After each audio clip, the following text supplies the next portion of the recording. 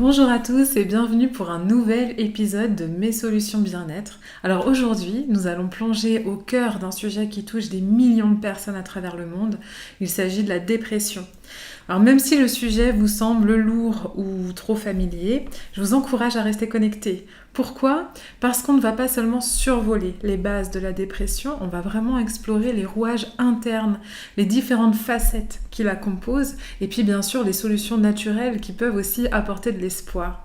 Donc le but de cette vidéo, c'est pas seulement de vous éclairer sur cette condition qui est vraiment extrêmement complexe, mais c'est aussi de vous inspirer à faire des changements positifs dans votre vie ou bien dans celle de quelqu'un que vous connaissez.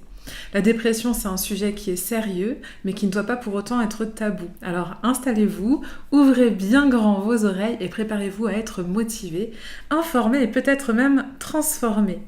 Donc je m'appelle Maëva Men, je suis naturopathe, formatrice et conférencière et nous allons plonger tout de suite dans le monde de la dépression et des solutions naturelles qui permettent de la dépasser. La dépression va bien au-delà de la simple tristesse, c'est plutôt quelque chose qui serait associé à de la souffrance, à de la détresse. Se sentir triste, c'est une émotion, mais se sentir triste, sans envie, sans plaisir, se sentir ralenti, avec un sentiment de dévalorisation ou de culpabilité même, éventuellement des idées suicidaires, ça s'appelle une dépression. Donc on pourrait dire finalement que la dépression est un état de tristesse compliqué, et parfois c'est le nom ainsi qu'on lui donne, mais aussi persistant. En fait, on en vient même à douter que cet état puisse changer, que la vie puisse nous sourire à nouveau. Et dans le cas où une période heureuse survient, eh bien on se dit que ça ne va pas durer, qu'il y aura forcément un revers de médaille quelque part, et souvent pas loin. Alors dans l'absolu, pour être diagnostiqué dépressif, il faut remplir 5 critères minimum parmi 9. Alors on va retrouver par exemple la perte de plaisir, la sensation de vide ou d'irritabilité, en tout cas voilà, des humeurs fluctuantes, des modifications du poids, donc que ce soit dans la perte ou dans la prise de poids, mais sans avoir nécessairement de changer de régime alimentaire, des troubles du sommeil, soit on dort trop, soit on ne dort plus, soit on dort pas assez ou voilà, on dort mal. On va retrouver évidemment de la fatigue, de la dévalorisation, de la culpabilité, comme je vous l'ai dit. Une difficulté à penser aussi, à vraiment élaborer des réflexions ou même à prendre des décisions. Mais quand on regarde cette liste, on se rend compte que par exemple, il suffit de traverser une période de deuil pour cocher toutes les cases. Est-ce que cela signifie que nous sommes en dépression à ce moment-là ? Bon, c'est une question ouverte, hein. Je ne vais pas forcément y apporter de réponse. En fait, ce que je cherche aussi à exprimer ici, c'est que l'état dépressif est très souvent lié à de la souffrance, comme je vous le disais, à un sentiment de détresse humaine. Donc cette liste, à mon sens, elle ne veut pas dire grand-chose. Alors comme je vous dis, hein, c'est vraiment à mon sens. En tout cas, si on ne la remet pas dans le contexte de la personne, c'est ça pour moi qui est primordial.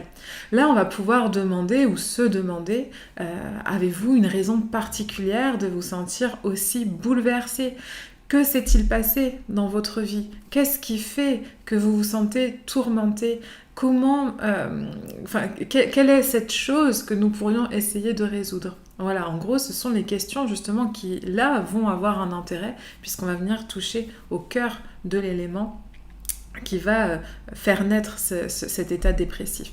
En fait, en naturopathie, on ne travaille pas avec le diagnostic. On pourrait même presque dire qu'on n'a que faire du diagnostic. Ce qui compte, ça va être la personne, ça va être son histoire. Et c'est pour ça qu'on apprécie de travailler avec des psychologues aussi, parce que pour tout ce qui est en lien, par exemple, avec les blessures d'enfance, normalement, en naturopathie, on n'y touche pas. Là, c'est vraiment réservé, évidemment, parce qu'on ne voudrait pas réactiver non plus des choses qu'on ne serait pas à même d'accompagner ensuite. Donc, ce qui nous intéresse, c'est vraiment de comprendre ces raisons pour lesquelles la personne qu'on reçoit se sent mal, parce que ces raisons existent. On va aussi aller chercher au niveau des causes physiologiques du déséquilibre. Alors par exemple, si on parle purement du physiologique, on peut se rendre compte qu'une dépression peut en fait cacher un ralentissement thyroïdien qui peut ne pas être diagnostiqué. Et à ce moment-là, on va se sentir fatigué, on va se sentir ralenti, triste. On peut aussi avoir du mal à élaborer, on peut avoir du mal à passer à l'action, etc. Et donc là, l'antidépresseur, il ne va pas changer grand-chose. Et puis, bien sûr, donc, je vous ai dit qu'on allait s'intéresser au contexte de la personne, à son fonctionnement physiologique, et puis on va aussi s'intéresser aux ressources de cette personne et aux solutions qu'il sera possible de mettre en place. Parce que c'est pareil, il y en a. Alors souvent, on fait le rapprochement entre dépression et anxiété. En effet, ce sont deux diagnostics qui ont tendance à se recouper. Il y a quand même une proximité. L'une ne va pas sans l'autre et souvent, l'une ne s'améliore pas sans que l'autre s'améliore. Donc, ces maladies, elles ne sont pas identiques. On pourrait dire qu'elles sont jumelles. C'est un petit peu comme si une partition était jouée par deux groupes de musique qui ont des styles différents. Voilà, mais on a la même partition à la base. En tout cas, l'OMS fait de la dépression la deuxième maladie recensée après les maladies cardiovasculaires dans les dernières années et la deuxième cause d'invalidité dans le monde. Alors en France, on a un statut un petit peu particulier par rapport à ça parce que on est réputé être un pays dépressif.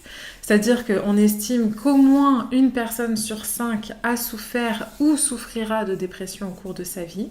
Et il faut savoir qu'il n'y a pas d'âge pour la dépression, en tout cas peut-être pas l'âge qu'on croit, parce qu'il y a tout de même une prévalence chez les jeunes gens, alors qui sont quand même plus touchés que les personnes âgées. Les femmes aussi sont 2 fois plus touchées par la dépression que les hommes et depuis 2020, on bat des records au niveau des ventes, de la consommation d'antidépresseurs, d'anxiolytiques, de somnifères, alors qu'on plaçait la barre déjà très haut à la base. La dépression, elle peut être causée par énormément de facteurs. Elle peut être évidemment le fruit d'un événement malheureux. Elle peut être aussi le fruit d'une exposition constante à de nouvelles sources de stress, à de nouvelles sources d'insécurité. En fait, on pourrait dire qu'on devient dépressif à partir du moment où on perd la force de se battre. Mais dans le chronique, quoi. En revanche, c'est vrai qu'on s'est rendu compte que les facteurs positifs et stabilisants vont être, par exemple, des relations amicales mais sincères, de l'amitié authentique. On va retrouver aussi la présence d'un conjoint aimant, bienveillant, un travail gratifiant. Aussi, tout ça, ça va venir faire baisser les risques de dépression. Donc ça montre bien que la dépression et l'anxiété ne sont pas causées par quelque chose qui ne va pas dans le cerveau, mais par quelque chose qui ne va pas dans la vie. Et ça, c'est fondamental, parce que si les causes de la dépression se trouvent dans la vie et non dans le cerveau, eh bien, les solutions pour s'en sortir se trouvent également dans la vie. Et bon, là, on remet aussi un petit peu en question tout ce paradigme auquel on est souvent soumis dans ce type de situation. Alors pour aller plus loin dans l'appréhension des différentes causes, je vais m'appuyer sur un modèle qui s'appelle le modèle biopsychosocial et qui englobe en fait donc les domaines de la biologie, de la physiologie et de la psychologie et donc de l'émotionnel aussi. Et puis on va retrouver bien sûr le social et l'environnement qui font aussi partie justement de ces sources de dépression. En fait, ce modèle biopsychosocial va mettre en lumière la manière dont ces facteurs vont interagir pour influencer la dépression. Alors il semblerait que les causes de la dépression reviennent finalement presque toujours à la perte de quelque chose ou à la sensation de perte de quelque chose. On va avoir quelque chose qui à mon sens est fondamental dans la dépression, la notion de perte de sens.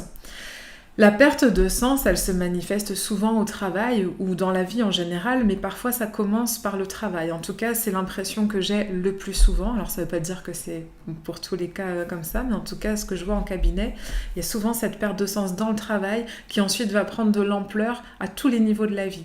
On va dire que la monotonie apparaît, ou en tout cas naît, du sentiment constant de faire quelque chose que finalement on ne veut pas faire.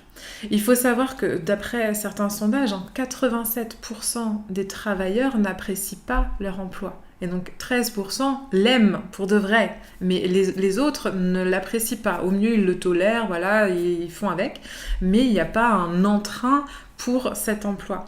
Et si en plus à ça on ajoute le manque de reconnaissance au travail et aussi le manque de contrôle, bon alors ça c'est un autre sujet, mais c'est vrai que le stress va aussi être lié au manque de contrôle pour des personnes qui sont dépossédées de leurs responsabilités. C'est ce qu'on retrouve dans les phénomènes d'impuissance acquise en psychologie, par exemple. Alors là, on va exploser les scores justement au niveau de la perte de sens et de la perte de son essence, presque. On va aussi avoir la perte de lien social, c'est le deuxième point.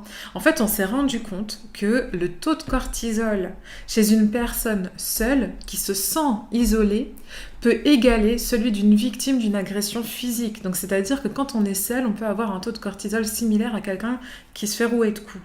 C'est pas rien quand même. On a retrouvé aussi chez ces personnes plus de risques à développer des maladies infectieuses ou de mourir d'une maladie chronique si maladie chronique il y a. Alors on peut se poser la question aussi par rapport à tout ce qui s'est passé là ces dernières années, au fait des isolements respectifs de chacun, etc. Et c'est vrai que en fait on nous a toujours appris que l'homme était un animal social par définition. Et on pourrait dire qu'il a autant besoin de la tribu que l'abeille a besoin de sa ruche en fait. Et c'est une réalité. Et puis il faut savoir qu'en France, les jeunes qui souffrent le plus de dépression sont aussi, c'est la même catégorie qui souffre le plus de dépression, qui souffre le plus de solitude. Et chez les jeunes, on ressent encore la solitude plus fortement que chez la personne âgée. Donc ça, c'est le deuxième point. Le troisième point, ça va être la perte des valeurs intrinsèques. Alors, en fait, on pourrait presque dire que la dépression, c'est une perte de motivation. Or, il existe deux types de motivation. On va avoir justement d'une part les motivations intrinsèques et les motivations extrinsèques. Une motivation intrinsèque, c'est ce qui nous pousse à nous améliorer, c'est ce qui nous pousse à nous épanouir, c'est ce qui nous fait connecter à ce qu'on appelle l'état de flow, quand on est vraiment en pleine conscience, quand on est bien dans ce qu'on fait, etc. Alors qu'une motivation extrinsèque va être liée à des demandes extérieures ou à des obligations. Si on doit imager un petit peu ces deux types de motivation, on pourrait dire que la différence entre les deux, c'est la même qui existe entre le fait de jouer du piano parce que ça nous fait plaisir, parce que ça nous épanouit, ou le fait de devoir jouer du piano alors qu'on veut plus en entendre parler, dans un bar miteux qu'on a en horreur, tout ça pour payer notre loyer à la fin du mois sous peine d'être expulsé. Voilà, donc c'est pas du tout le même type de motivation et en fait, ces motivations extrinsèques vont empoisonner aussi nos relations avec les autres. Et en fait, on s'est rendu compte en creusant, d'après les études, etc., que ces motivations extrinsèques sont souvent liées à la valeur matérialiste qu'on peut créer maintenant avec tout ce qui est en lien à la publicité, le marketing, etc. et puis la société de consommation et qui va nous empêcher de satisfaire nos besoins fondamentaux comme le sentiment d'être entouré, valorisé, d'être autonome aussi ou d'exceller dans un domaine et qui sont là, qui touchent à nos valeurs intrinsèques. Et puis un autre point aussi, toujours dans les pertes, on va retrouver la perte du respect social. En fait, le stress social va découler de la peur, de la crainte de perdre son statut social. C'est-à-dire qu'un statut social incertain crée un stress bien plus important qu'un statut social inférieur. Et là, ça va provenir aussi de comparaisons avec l'autre qui vont être exacerbées par les médias, par la télé, les magazines, Instagram, etc. etc. Ce qui peut donner une impression que certaines personnes ont une importance capitale alors que d'autres n'en ont aucune. Et on s'est rendu compte que c'est quelque chose qui est très fort dans les sociétés inégalitaires. Et plus la société est inégalitaire, plus le niveau de dépression est élevé. Donc c'est quand même intéressant aussi de le prendre en compte. Et puis, alors je peux pas être naturopathe sans parler de cette perte de connexion qui vient là, c'est la perte de connexion à la nature. Puisque le contact avec la nature, on s'est rendu compte qu'il était bien plus efficace que les antidépresseurs. Mais bon, évidemment, comme c'est pas brevetable, ni à vendre, ni quoi que ce soit, il y a peu d'études à ce sujet. Alors, on sait déjà que l'exercice physique réduit significativement la dépression et l'anxiété, et encore plus quand l'exercice est fait en plein air. En fait, le fait justement de sortir, de reconnecter avec la nature, ça apporte énormément de choses en termes de physiologie, par rapport au mouvement, par rapport à l'oxygénation, mais aussi de se retrouver dans quelque chose qui nous dépasse un petit peu, de connecter, de contempler, d'avoir un contact vraiment avec cette nature. En fait, par rapport au mouvement aussi, ce qui est intéressant à garder en tête, c'est que la voie royale de la libération émotionnelle, c'est le corps. C'est la voie la plus rapide, c'est la voie la plus efficace qu'on connaisse pour calmer le système général. Il faut se souvenir que avant d'être des humains, nous sommes des primates, et avant ça, nous sommes des mammifères, et avant ça, nous sommes des vertébrés. Donc en fait, dans l'urgence, il vaut mieux une course qu'un discours, quoi. Même si ce discours est très sensé, même si la verbalisation peut apporter, mais c'est vrai que le fait de mettre le corps en mouvement est encore plus intéressant. Alors il y a aussi une dernière perte que je souhaitais aborder avec vous, c'est la perte de l'espoir et de la vision du futur. On s'est rendu compte que la capacité à se projeter des personnes en dépression est atrophiée, comme un muscle qui n'est pas utilisé, par exemple. Or, on s'est rendu compte aussi que le sentiment d'un avenir favorable va constituer un rempart qui est assez exceptionnel face au désespoir. Et pourtant, la France est un des pays les plus pessimistes. Alors, jusqu'à il n'y a pas si longtemps que ça, hein, en 2018 déjà, alors imaginez maintenant, mais bref, 3 Français sur 5 se déclaraient inquiets à propos du futur. Et j'avoue que j'ose même pas imaginer la tendance actuelle avec tout ce qu'on met dans nos esprits, etc. Et pourtant, le fait d'avoir une image stable de soi dans le futur apporte une perspective et c'est vraiment porteur. Donc on parle beaucoup aussi de précarité de l'emploi. En parallèle, on va parler de l'insécurité financière, d'un manque de perspective, alors que ce soit au niveau justement professionnel, mais même au niveau de la planète elle-même, de l'écologie, etc. Donc il y a aussi beaucoup de choses qui viennent nous toucher. Et on parle beaucoup de ce phénomène d'éco-anxiété, mais c'est vrai que c'est quelque chose qu'on trouve de plus en plus souvent. Alors évidemment, il existe d'autres facteurs, hein, comme des traumatismes ou des situations de grande détresse psychologique qui vont être des déclencheurs de dépression, c'est évident. Et puis au final, et c'est vrai qu'il reste des facteurs biologiques dont on n'a pas encore parlé. En fait, il faut savoir que le facteur génétique, il est vraiment minime. On va dire qu'il va influencer à 37%, ça a été mesuré, il va influencer à 37% la vulnérabilité à la dépression.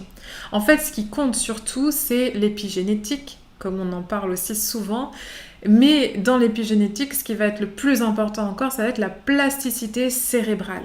En fait, le cerveau va agencer sa structure en fonction de ce qu'on lui apporte, en fonction de la manière dont on l'utilise. Et enfin, alors, je dis qu'il va modeler sa structure, mais il modèle sa structure et son fonctionnement. En fait, c'est un petit peu comme un muscle, quoi.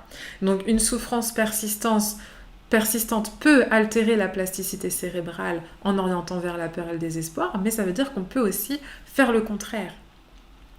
Donc quand on considère la dépression comme un trouble principalement cérébral, eh bien naturellement on va chercher la solution dans le cerveau, où on va apporter des solutions centrées sur le cerveau. Et toutefois, quand on aborde la dépression comme étant un problème de vie, eh bien on va pouvoir se centrer directement sur la personne. Alors là on va se dire ok, mais par où commencer ? Si la dépression découle d'une rupture de lien, eh bien la solution va résider dans la reconnexion, dans la réparation de ces pertes. Puis évidemment, comme je l'ai dit tout à l'heure, il y a certaines dépressions qui vont relever de causes un petit peu plus matérielles, entre guillemets, plus physiologiques, organiques, comme dans le cas d'un problème thyroïdien par exemple. À ce moment-là, ça pourrait être aussi intéressant de le prendre en charge au niveau de la physiologie, au niveau de l'hygiène de vie. En tout cas, quoi qu'il en soit, ce qui se passe dans la vie va avoir une influence sur les phénomènes qui ont lieu à l'intérieur du cerveau. Et c'est en ça aussi que la naturopathie est très intéressante, puisqu'on a vraiment cette approche globale. Et c'est aussi quelque chose qu'on va voir dans les neurosciences sociales, ou même ailleurs, puisque justement le cerveau va pouvoir se transformer selon la manière dont on l'utilise.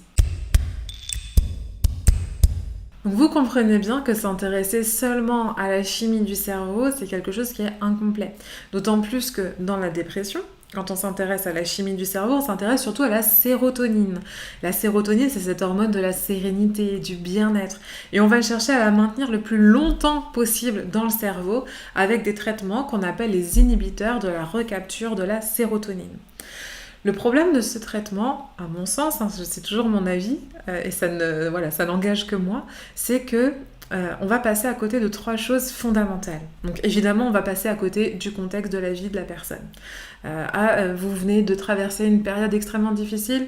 un petit cacheton, ça ira mieux. Ben, malheureusement, c'est pas toujours comme ça que ça se passe. Enfin, malheureusement ou heureusement, parce que c'est aussi ce qui permet d'évoluer, d'avancer, d'optimiser ses capacités de résilience, etc.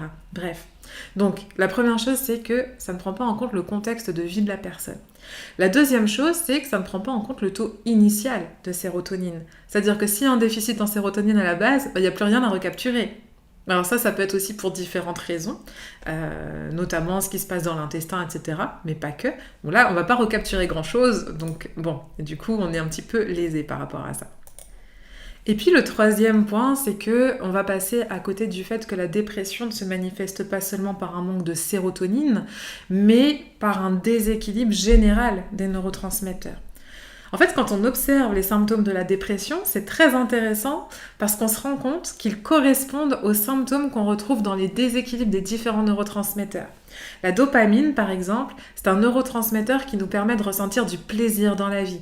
C'est un neurotransmetteur qui nous motive, qui nous permet d'entreprendre, qui nous permet d'aller vers les autres. C'est aussi lui qui nous sert de starter pour démarrer la journée. Quand on se lève le matin, on se dit chouette, une nouvelle journée qui commence. Et voilà, on est dans l'action, dans la motivation. Eh bien, c'est la dopamine qui nous permet tout ça. Et la dopamine est sécrétée vers 8h du matin. Alors, du coup, quand on manque de dopamine, eh bien, on peut clairement le mettre en lien aussi avec quelques symptômes dépressifs comme la fatigue matinale, le manque de motivation, la perte de plaisir, la perte d'intérêt aussi pour les activités quotidiennes, le fait de ne pas répondre aussi pour se protéger face à certaines agressions. Alors, c'est pas forcément que la dopamine, mais il peut y avoir un côté aussi lié à ce neurotransmetteur, comme si on restait dans cette sorte d'impuissance dont j'ai parlé tout à l'heure. Et en fait, ce qui est intéressant, c'est que la dopamine est libérée aussi quand on réussit quelque chose. Donc c'est important de réussir à se fixer de petits objectifs, mais même de tout petits, parce que des fois on a tendance à avoir très grand, et en fait on se plombe clairement, et pour l'estime de soi c'est catastrophique. Donc il faut toujours se fixer, même quand on a un grand objectif, on va le diviser en tout petit objectif pour faire ce qu'on appelle le plus petit pas possible, et c'est ce qui permet aussi de renouer avec ce cercle vertueux de la réussite, de la récompense, de la satisfaction, de la confiance en soi et de l'estime de soi. Bref, donc voilà pour la dopamine. On va aussi avoir la noradrénaline et l'adrénaline, qui sont d'autres neurotransmetteurs, mais qui vont être synthétisés à partir de la dopamine. Et puis on va avoir aussi des cofacteurs justement comme les vitamines du groupe C, les vitamines du groupe B, la vitamine C, etc.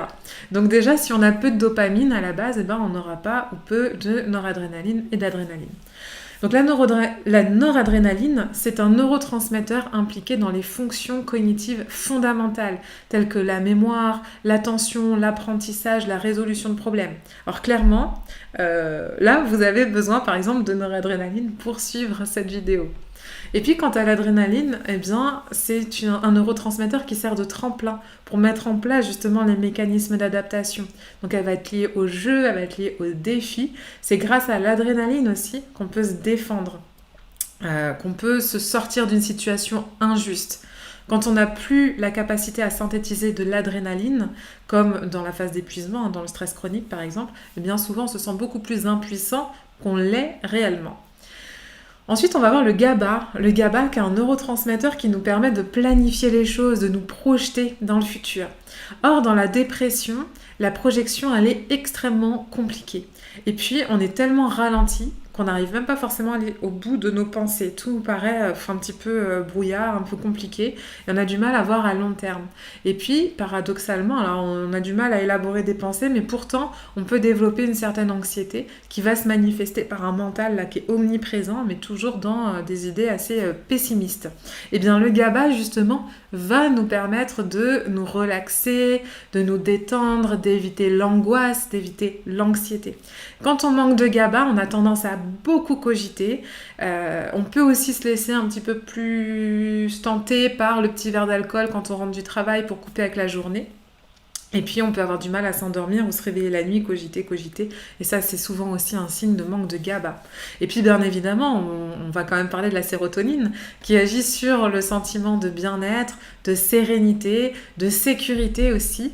Et quand elle est effondrée, eh bien oui, on va avoir une mauvaise humeur ou alors des troubles de l'humeur, on peut se sentir plus irritable, mais surtout on se sent plus vulnérable. Et c'est aussi de ça que découle tout le reste. Donc on peut avoir des pulsions sucrées qui sont associées, surtout quand elles ont lieu en fin d'après-midi, tout simplement parce que la sérotonine est synthétisée vers 17h et que pour ça, elle a besoin d'un petit pic de glycémie.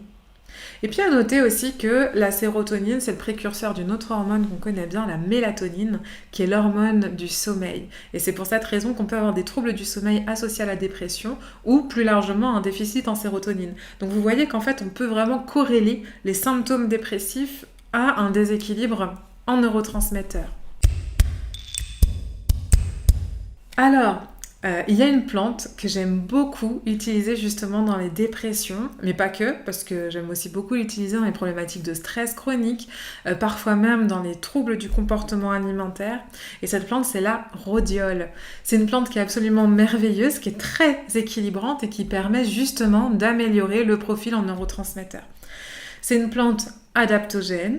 Et une plante adaptogène, c'est une plante qui aide l'organisme à s'adapter et à résister aux effets du stress. Donc que ce soit d'origine physique, que ce soit d'origine émotionnelle ou même environnementale. Et la dépression, justement, elle se situe au carrefour de toutes ces causes. Alors quand on a des accès maniaques, il pourrait être intéressant de se diriger plutôt vers d'autres plantes, comme le ginkgo ou l'ashwagandha, par exemple, qui vont être plus adaptées. On peut aussi penser au safran, au millepertuis, qui sont assez extraordinaires pour les problématiques dépressives. Bon, le millepertuis qui va présenter beaucoup de contre-indications, ou de précautions, mais qui n'en reste pas moins intéressant. En tout cas, la rhodiole, c'est vraiment un bonheur de travailler avec elle parce que justement, elle agit sur tout ce profil de neuromédiateur et on va pouvoir retrouver assez rapidement, au bout de quelques jours, alors on va dire 15 jours, mais on va pouvoir retrouver justement de l'énergie, un bien-être, etc. Évidemment, on peut l'associer au magnésium qui est indispensable pour tout un tas de choses, pour la résistance au stress, pour la vitalité, le sommeil, etc.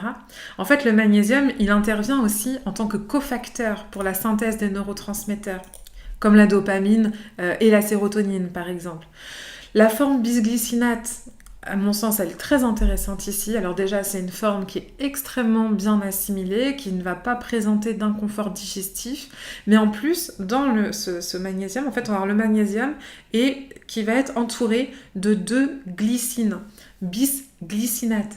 Or, la glycine est au corps, ce que le GABA est au cerveau. C'est un neurotransmetteur relaxant qui va réguler l'activité neuronale, qui favorise la détente, qui favorise le bien-être.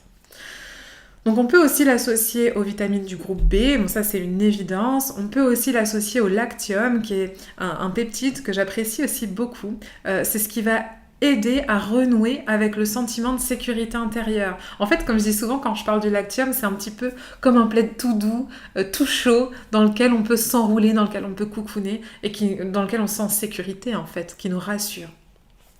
Il y a un autre micronutriment qui va être primordial dans l'accompagnement nutritionnel des personnes dépressives, ce sont les oméga 3.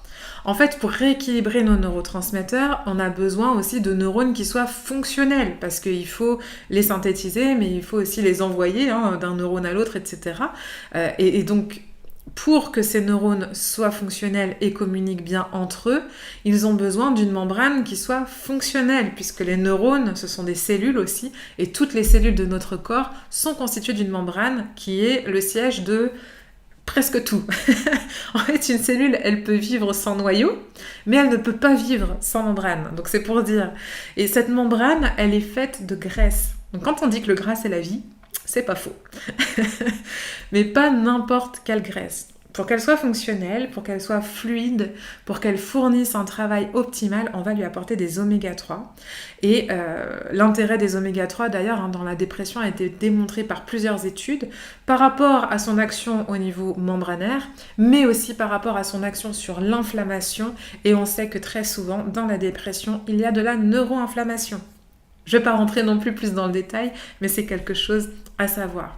Et puis, toujours dans l'aspect nutritionnel, on peut aussi penser à la chrononutrition. C'est le mode alimentaire qui permet de répondre à la chronobiologie des neurotransmetteurs. Donc, comme je vous le disais, la dopamine, elle est synthétisée plutôt le matin, la sérotonine plutôt en fin d'après-midi. Or, Pour synthétiser de la dopamine, on a besoin d'un acide aminé, donc une perle de ce collier de protéines qui s'appelle la tyrosine.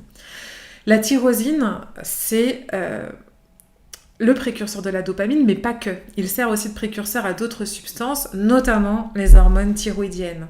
Or, l'un des symptômes de l'hypothyroïdie, c'est l'état dépressif. Donc, c'est vraiment important de favoriser un petit déjeuner protéiné avec de bonnes graisses, tout le contraire en somme de ce qui est souvent conseillé de notre petit déjeuner français. On est l'exception qui confirme la règle, parce que c'est vrai que partout ailleurs, le petit déjeuner est organisé d'une manière beaucoup plus adaptée à la santé de l'organisme, et souvent on se retrouve même face à un plat salé. Alors, c'est peut-être pour ça d'ailleurs que la France est l'un des pays qui a le taux de dépression le plus élevé. Je sais pas. Voilà. Bon. En tout cas, le sucre le matin est à bannir parce qu'en plus le sucre va générer un pic d'insuline. Or, la sécrétion d'insuline dès le matin va limiter la synthèse de dopamine. Donc pour plein de raisons différentes. Alors d'ailleurs, si vous voulez aller creuser un petit peu au niveau du sucre, il y a un article que j'ai rédigé à ce sujet que vous retrouvez sur le blog de Manger Santé qui s'appelle Comment se préserver des effets néfastes du sucre. Quelque chose comme ça. Donc comme ça permet aussi d'avoir justement ces informations-là en complément. Et donc on va vraiment le matin privilégier des aliments protéinés, des aliments gras comme les oléagineux, les purées d'oléagineux aussi, les avocats, les œufs qui sont les meilleurs aliments du petit déjeuner, ou bien aller même sur du salé. Donc on va reporter le sucre au moment du goûter. Parce que comme je vous le disais, la sérotonine a besoin d'un léger pic de glycémie pour être synthétisée. Et puis parce que c'est important aussi de ne pas être dans la frustration totale. C'est très compliqué chez quelqu'un qui a envie, qui a besoin de ces petits aliments sucrés pour se sentir bien, de lui dire « bah non, vous faites du mal, arrêtez tout ». C'est très violent. Donc non, pas de frustration, on accompagne et justement, c'est comme ça que ça se passe le mieux. Alors la collation idéale, évidemment, ça va être un fruit frais avec une poignée d'oléagineux, donc des amandes, des noix, des noisettes, etc., qui vont apporter cet acide aminé, le tryptophane, qui est le précurseur de la sérotonine. Puis on peut prendre aussi un carré de chocolat noir, parce que là on va retrouver le tryptophane, le magnésium, et puis un petit peu de sucre aussi pour justement ce pic de glycémie. On va s'intéresser à ce qui se passe dans l'intestin. Et effectivement, le microbiote aussi a tout son rôle à jouer, puisqu'il va intervenir au niveau de la digestion, il intervient au niveau de la santé de l'intestin, au niveau du système immunitaire, et donc au niveau de l'inflammation. Notamment de l'inflammation chronique. Cette inflammation chronique qu'on va appeler neuroinflammation quand elle touche le cerveau. Et donc cette inflammation qui touche le cerveau peut entraîner et contribuer aux troubles de l'humeur, y compris à la dépression. Donc c'est aussi une autre preuve de la manière dont notre système digestif peut influencer notre santé mentale à travers cette autoroute fondamentale qu'est l'axe intestin-cerveau. Pour ça d'ailleurs, on peut aussi penser au régime méditerranéen qui est super pour le microbiote, qui va apporter aussi des polyphénols qui sont des grands protecteurs cérébraux, si tant est qu'on mastique suffisamment, bien sûr. Et puis avant de vous quitter, je voudrais quand même vous partager un petit bonus avec justement d'autres choses aussi qu'on peut mettre en place en dehors de la nutrition et de la micronutrition et de la phytothérapie. Il faut savoir qu'un des outils les plus puissants pour améliorer son état en cas de stress, en cas d'anxiété ou en cas de dépression, c'est la respiration. Et la respiration abdominale. Donc n'hésitez pas à observer comment vous respirez pour pouvoir justement optimiser ça aussi. C'est quelque chose que vous pouvez emporter partout avec vous, qui est gratuit et qui fait un bien fou. Il y a la marche aussi. Alors là, il y a pléthore d'études qui montrent que la marche, et notamment la marche rapide, va avoir des effets très bénéfiques sur la dépression. Et puis j'ai envie de dire, en fait, dans un plus large contexte, tout simplement prendre soin de soi. Enfin, trouver un rituel qui vous anime, qui vous fasse du bien. Donc ça peut être tout un tas de choses différentes et des choses qui permettent aussi de retrouver du sens, de retrouver du lien, bref, tout ce qu'on a vu en début de vidéo. Il y a aussi un petit exercice qui peut être sympa, c'est les 3 kiffs, ou 2 ou 1, les 3 kiffs par jour. Après, vous vous fixez l'objectif que vous souhaitez, pas plus de 3, parce que sinon on risque d'être déçu, surtout au début, quand c'est pas facile encore de voir le positif dans la vie. Donc les 3 kiffs, eh bien ça va être justement de noter, ou en tout cas de revisualiser ces 3 moments de joie, de bonheur qu'il y a eu dans la journée. Et puis s'il n'y en a pas, eh bien tant pis, mais créez-les, créez ces moments de bonheur. Et ça peut être de sourire à quelqu'un, ça peut être de partager quelque chose, ça peut être de regarder une fleur s'ouvrir, d'écouter des oiseaux chanter, voilà, de refaire du lien avec quelque chose. Généralement, ça nous apporte beaucoup de bonheur. Et comme on dit, le bonheur n'est réel que quand il est partagé. Alors je pense que c'est sur cette phrase que je vais vous quitter et j'espère sincèrement que vous allez trouver plein de pistes. Essayez de repartir de cette vidéo avec une chose à mettre en place, une chose qui vous a attiré, qui vous a parlé et qui vous permette d'enclencher ce cercle vertueux pour vous retrouver. Bon, à bientôt, merci de m'avoir écouté et puis on se retrouve bientôt pour d'autres aventures.